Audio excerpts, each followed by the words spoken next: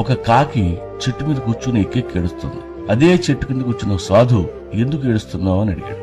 అప్పుడు కాకి చెప్పింది, నేను నల్లగా ఉంటాను, ఎవరు నన్ను పెంచుకోరు, ముద్దు చేయరు, నన్ను ప్రేమించే వాళ్లే లేరు, ఏ ఇంటి మీద వాళ్ళ కర్రత కొడుతున్నారు, నా మీద నాకే చిరాకేస్తోంది స్వామి, ఈ ప్రపంచంలో అందరూ బాగానే ఉన్నారు, నా జీవితమే ఇలా ఏడ్చింది అని చెప్పి ఏడుస్తుంది. ఎవరు బాగున్నారు అని అడిగాడు సాధు. అదిగో అక్కడ హంసను చూడు స్వామి, ఎంత అందంగా పుట్టిందో అంది. ఒకసారి వెళ్లి ఆ అందమైన హంస ఆనందంగా ఉందో లేదో కనుక్కో అన్నాడంట సాధు. కాకి వెళ్లి హంసను తెలిసింది.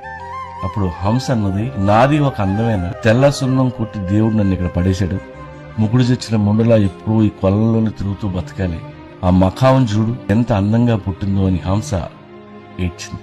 సో పక్కోడి జీవితం మనకంటే బాగుందని అనుకుంటాం, డబ్బు ఉన్నోడు మనకంటే బాగా బతుకుతున్నాడని అనుకుంటాం. ఏం కాదు, ఇక్కడ అందరి జీవితాలు అలాగే తగలన్నాయి. అందరినీ పుట్టించిన దేవుడు హ్యాపీగా ఉన్నాడో లేదో ఎవరికి తెలుసు. కాబట్టి ఎవడి కష్టాలు వాడి. ఆ కాకిలాగా మనల్ని ఎవడో లవ్ చేయకపోతే ఇంకా అదృష్టం, ఇంకా ఆనందంగా బతుకుతాం.